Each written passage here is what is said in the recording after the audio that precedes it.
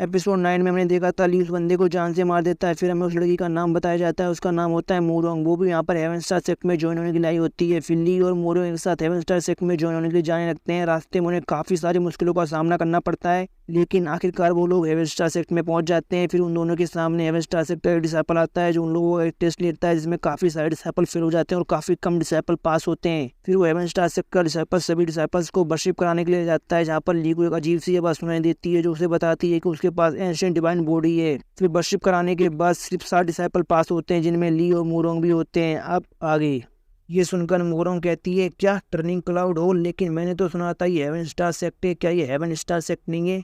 ये सुनकर यूनतियान कहता है, मोरोंग तुमने बिल्कुल सही सुना था, ये हेवन स्टार सेक्ट ही है, लेकिन इस सेक्ट के अंदर 10 होल हैं वर्शिप होल को मिलाकर, और उन 10 होल के नाम है mainland hall, forgetting river hall, agiling wind hall, green stone hall, true sky hall, turning cloud hall, wind tiger hall, blazing skeleton hall, martial dragon hall और वर्शिप होल। और इन 10 होलों में से 9 होलों का काम है डिसाइपल्स को ट्रेनिंग देने का, और तुम्हें मेरे टर्निंग क्लाउड होल में सजेस्ट किया गया है, इसलिए आज से तुम मेरे टर्निंग क्लाउड होल के डिसाइपल्स हो और तुम्हें आज से टर्निंग क्लाउड होल में ही रहकर अपनी प्रैक्टिस करनी है। ठीक है, चलो अब मैं तुम लोगों को सेक्ट घुमा देता हूँ, जिससे फ्यूचर में तुम्हें कोई दिक्कत ना हो। फिर यूनतियान उन सारे डिसाइपल्स को सेक्ट घुमाने लगता है, और सेक्ट घूमते समय मोरोंग की नज़र काफ़ी सारे डिसाइपल्स पे पड़ती है जो अपनी प्रैक्टिस कर रहे होते हैं। ये देखकर मोरोंग कहती है, सीनियर ब्रदर यूनतियान, आखिर ये सारे डिसाइपल्स क्या कर रहे हैं? ये सुनकर यूनतियान कहता है, ये सारे डिसाइपल्स ट्रेनिंग कर रहे हैं हवा के अंदर से पानी को निकाल कर उसे बर्फ में जमाने की।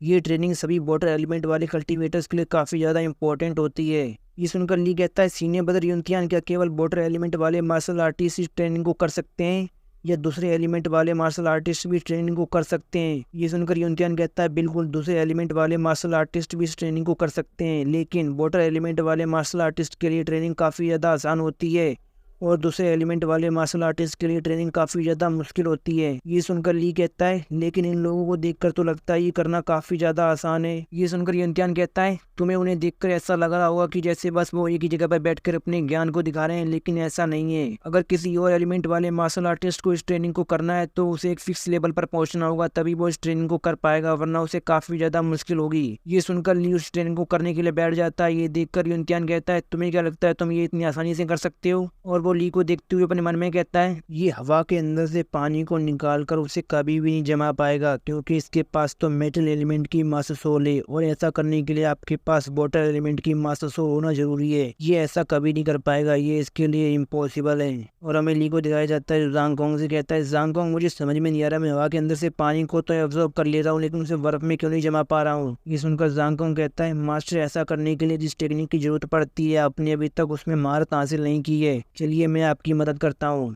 फिर ज़ांगकोंग एक टेक्निक का इस्तेमाल करता है और कहता है, heaven and earth changing the ninth world with the 1000 moments. और हमें यूनतियान को दिखाया जाता है जो ली को देखते हुए अपने मन में कहता है, आखिर इस लड़के ने ऐसा कैसे किया? इसने हवा के अंदर से पानी को निकाल लिया, लेकिन इससे कोई फर्क नहीं पड़ता, ये उसे जमा तो पाया नहीं। फिर यूनतियान ली के पास आकर उसके कंधे पे हाथ रखकर कहता है, तुम्हें खुश होना चाहिए कि तुमने इतनी आसानी से हवा के अंदर से पानी को निकाल लिया, भले ही तुम उसे जमा नहीं पाए, लेकिन इससे कोई फर्क नहीं पड़ता है।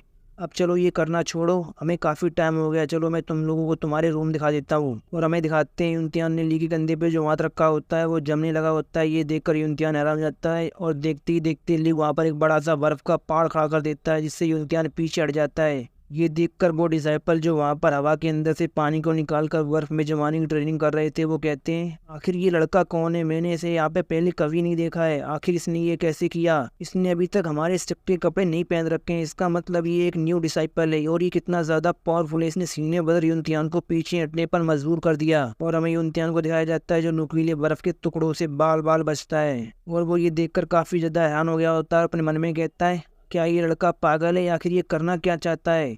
क्या मैंने इसकी पावर का अंदाज़ा लगाने में गलती कर दी? क्या मुझे वापस से इसका टेस्ट लेना चाहिए? फिर यूनतियान अपने हाथ से उस बर्फ़ के पहाड़ को तोड़ देता है और उस सारी बर्फ़ को पानी में बदलकर वापस से ली की तरफ फेंकता है, लेकिन ली वापस से उसे बर्फ़ में जमा देता है। ये देखकर यूनतियान अपने मन में कहता है, क्या इसने इतनी आसानी से सारे पानी को फिर से जमा दिया? फिर ली एक बड़ा सा आइस ड्रैगन बनाता है जो सीधा यूनतियान की तरफ हमला करने के लिए बढ़ जाता है, और वो बड़ा सा आइस ड्रैगन अपना मुंह खोलता है और अपने बड़े बड़े दांतों से यूनतियान को चीरने फाड़ने के लिए तैयार हो जाता है। फिर हमें ली के इनर डोमेन का सीन दिखाया जाता है, इसके अंदर उसकी स्पिरिचुअल कॉन्शियसनेस होती है और उसकी बॉडी भारी होती है। फिर ली की स्पिरिचुअल कॉन्शियसनेस ज़ांगकोंग से कहती है, आखिर तुम ये कर क्या रहे हो, जल्दी से इसे बंद करो, अगर किसी डिसाइपल को चोट लग गई तो हम लोग काफ़ी बड़ी प्रॉब्लम में पड़ जाएंगे। ये सुनकर ज़ांगोंग कहता है मास्टर आपको याद है कि मैंने आपसे क्या कहा था। ये सुनकर ली कहता है हाँ मुझे याद है। ये सुनकर ज़ांगोंग कहता है मैंने अभी कुछ देर के लिए आपकी एंशिएंट डिवाइन बॉडी की पावर को एक्टिवेट कर दिया था जिसकी वजह से आप ये सब कर पाए। ये सुनकर ली कहता है क्या कहा तुमने, एंशिएंट डिवाइन बॉडी, क्या तुम उसी के बारे में बात कर रहे हो जिसके बारे में वो अजीब सी आवाज़ बात कर रही थी। ये सुनकर ज़ांगोंग कहता है हाँ मास्टर मैं उसी के बारे में बात कर रहा हूँ, मैंने भी उस आवाज़ को सुना था। उस आवाज़ को सुनने के बाद ही मुझे रियलाइज़ हुआ कि आपके पास एंशिएंट डिवाइन बॉडी है। एंशिएंट डिवाइन बॉडी एक काफ़ी ज़्यादा पावरफुल ब्लड लाइन है जो कि एंशिएंट टाइम में काफ़ी ज़्यादा रेयर हुआ करती थी और आपके पास वो है मास्टर। मास्टर आपको पता है कि एंशिएंट डिवाइन बॉडी काफ़ी ज़्यादा रेयर होती है और उसके अंदर एक से ज़्यादा मास्टर सोल रह सकती हैं। इसका मतलब आपकी बॉडी के अंदर एक से ज़्यादा मास्टर सोल है और आपने अपनी वाटर एलिमेंट की मास्टर सोल को भी अवेकन कर लिया है, इसीलिए आप वाटर एलिमेंट की टेक्निक को इतनी आसानी से परफॉर्म कर पाए। ये सुनकर ली कहता है अगर ऐसी बात है, अगर मेरी बॉडी के अंदर एक से ज़्यादा मास्टर सोल है तो जब मैंने मास्टर सोल अवेकनिंग पत्थर पे अपना हाथ रखा था तब उसने ऐसा क्यों कहा था कि मेरे पास कोई मास्टर सोल नहीं है। तब उसने ऐसा क्यों नहीं दिखाया कि मेरे पास काफ़ी सारी मास्टर सोल है, ऐसा क्यों हुआ था। ये सुनकर ज़ांगोंग कहता है मास्टर आप एंशिएंट डिवाइन बॉडी को कुछ ज़्यादा ही हल्के में ले रहे हैं, ये काफ़ी ज़्यादा पावरफुल बॉडी है और इसे एक्टिवेट करने के लिए आपको अपनी कल्टीवेशन को काफ़ी ज़्यादा बढ़ाना होगा। और मुझे पूरा यकीन है एक बार आपने ज़्यादा मेहनत करके अपने आप को और ज़्यादा स्ट्रॉन्ग बना लिया और अपने एंशिएंट डिवाइन बॉडी को पूरी तरह से अवेकन कर लिया तो आप स्टार स्काई लेवल में पहुंच जाएंगे। और फिर हमें डोमेन के बाहर का सीन दिखाया जाता है। वो वाइस ड्रैगन अपने दांतों से यूनतियान की चीरफाड़ करने वाला होता है लेकिन एकदम से वो रुक जाता है। ये देखकर यूनतियान कहता है ये क्या हुआ, ये रुक गया हो गया, ये तो मुझ पर हमला कर रहा था। फिर देखते ही देखते वो आइस ड्रैगन टूटकर बर्फ के टुकड़ों में बदलकर हर तरफ बिखर जाता है। ये देखकर यूनतियान हैरान जाता है और वो नीचे उतर आता है। फिर हमें उसी जगह से थोड़ी दूर पर एक चाइनीज 6 फ्लोर वाली बिल्डिंग को दिखाया जाता है जिसके 4th फ्लोर पर दो लोग खड़े होकर आपस में बात कर रहे होते हैं। जेंगयुन क्या ये वही न्यू डिसाइपल इसके बारे में यूनतियान बात कर रहा था। ये सुनकर जेंगयुन कहता है हाँ मास्टर ये वही न्यू डिसाइपल इसके बारे में जूनियर ब्रदर यूनतियान बात कर रहे थे और आपको देख के लगता है कि मास्टर आपको इसमें काफ़ी ज़्यादा दिलचस्पी है। और फिर हमें उन दोनों बंदों को दिखाया जाता है। ये बुढ़ा सा बंदा हेवन स्टार सेक्टर का एल्डर होता है लिंगयुन और दूसरा इसका डिसाइपल होता है फेंगुन जेंगयुन और वो स्टार स्टेज के लेवल 8 पर होता है। फिर एल्डर कहते हैं बिल्कुल मुझे इस लड़के में काफ़ी ज़्यादा दिलचस्पी है क्योंकि ये काफ़ी ज़्यादा स्पेशल है, इतना ही नहीं इसकी आत्मा भी काफ़ी ज़्यादा पावरफुल है। ये सुनकर जेंगयुन कहता है मास्टर आपकी आंखें तो काफ़ी ज़्यादा तेज़ हैं, आपने बस इसे एक बार में देखकर ही बता दिया कि इसकी आत्मा काफ़ी ज़्यादा पावरफुल है। मास्टर आप तो इनक्रेडिबल हैं। ये सुनकर एल्डर कहते हैं यूनतियान हमारे सेक्ट का सबसे बेस्ट डिसाइपल है लेकिन इस लड़की ने लगभग उसे घायल कर ही दिया था। ये सुनकर जेंगयुन कहता है मास्टर क्या आप मेरे साथ मजाक कर रहे हैं, जूनियर ब्रदर यूनतियान काफ़ी ज़्यादा पावरफुल हैं, ऐसा हो ही नहीं सकता है कि ली कोई उन्हें चोट पहुंचा पाए। ये सुनकर मास्टर उससे कहते हैं जितनी मेहनत तुम मीठी मीठी बातें करने में करते हो, अगर इतनी ज़्यादा मेहनत तुमने अपनी कल्टीवेशन में की होती तो अब तक तुम स्टार स्काई लेवल में पहुंच गए होते। ये सुनकर जेंगयुन कहता है मास्टर अगर मैंने स्टार स्काई लेवल को अचीव कर लिया तब मुझे इस सेक्ट को छोड़कर जाना पड़ेगा, फिर मैं आपके साथ नहीं रह पाऊंगा, इसीलिए मैं बचे हुए टाइम का इस्तेमाल करके आपके साथ रहकर आपकी सेवा करना चाहता हूँ। ये सुनकर एल्डर कहते हैं जेंगयुन अगर तुम ऐसी हरकतें करते रहे तो देखना एक दिन ना तुम रहोगे ना तुम्हारा नाम। फिर एल्डर ली को देखते हुए कहते हैं ली क्विंगनिंग सच में तुम्हारा टैलेंट एक्स्ट्रा ऑर्डिनरी है, लगता है हमने अपने सेक्ट में तुम्हें एडमिशन देके बिल्कुल सही काम किया है। फिर हमें ली को दिखाया जाता है जिसकी स्पिरिचुअल कॉन्शियसनेस वापस उसकी बॉडी में आ जाती है, जिससे ली एकदम से अपनी आंखें खोल लेता है। ली को होश में आते हुए देखकर मोरोंग उसके गले लगकर रोते हुए कहती है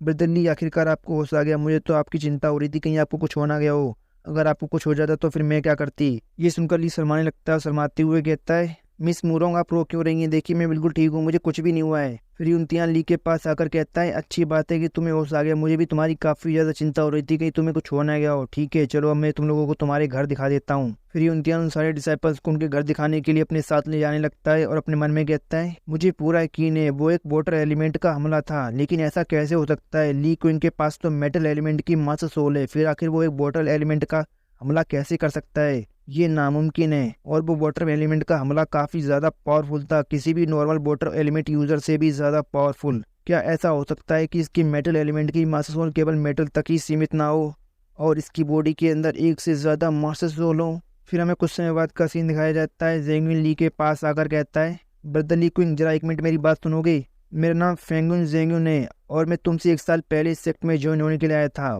कुछ ऐसी इंपॉर्टेंट बात है जिसके बारे में मुझे तुमसे डिस्कस करना है। फेंगुन जेंगयुन का नाम सुनकर एक डिसाइपल चिल्लाते हुए कहता है क्या कहा फेंगुन जेंगयुन, क्या तुम फेंगुन फैमिली से हो। ये सुनकर जेंगयुन कहता है हाँ मैं फेंगुन फैमिली से हूँ। ये सुनकर वो डिसाइपल जेंगयुन के पास आकर उसके जेट पैंडल को देखते हुए कहता है क्या तुम सच में फेंगुन फैमिली से हो, मैंने फेंगुन फैमिली के बारे में सुना है, वो काफ़ी ज़्यादा पावरफुल फैमिली है और मैंने सुना है कि फेंगुन फैमिली हर साल अपने टैलेंटेड डिसाइपल्स को हेवन स्टार सेक्ट में ज्वाइन होने के लिए भेजती है।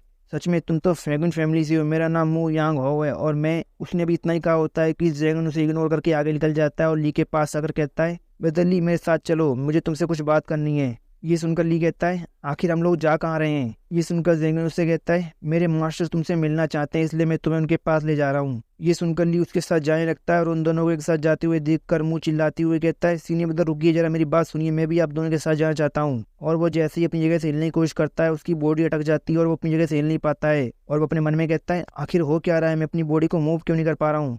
फिर ड्रैगन टेलीपैथी की मदद से मुंह से कहता है, जूनियर ब्रदर मुंह शांत हो जाओ, मैंने 15 मिनट के लिए तुम्हारी मेडिसिन को ब्लॉक कर दिया है। 15 मिनट बाद तुम्हारी मेडिसिन वापस से अनलॉक हो जाएंगे और तुम अपनी बॉडी को फिर से मूव कर पाओगे।